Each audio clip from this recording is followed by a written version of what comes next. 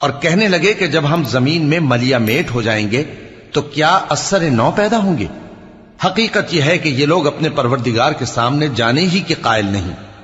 کہہ دو کہ موت کا فرشتہ جو تم پر مقرر کیا گیا ہے تمہاری روحیں قبض کر لیتا ہے،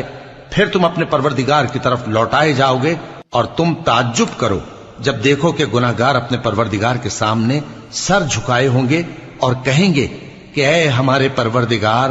ہم نے دیکھ لیا اور سن لیا، تو ہم کو دنیا میں واپس بھیج دے کہ نیک عمل کریں، بے شک ہم یقین کرنے والے ہیں۔ اور اگر ہم چاہتے تو ہر شخص کو ہدایت دے دیتے،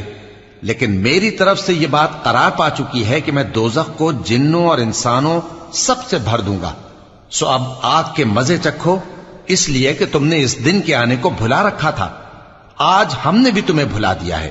اور جو کام تم کرتے تھے ان کی سزا میں ہمیشہ کے عذاب کے مزے چکتے رہو۔ ہماری آیتوں پر تو وہی لوگ ایمان لاتے ہیں کہ جب ان کو ان کے ذریعے نصیحت کی جاتی ہے تو سجدے میں گر پڑتے اور اپنے پروردگار کی تعریف کے ساتھ تسبیح کرتے ہیں اور غرور نہیں کرتے۔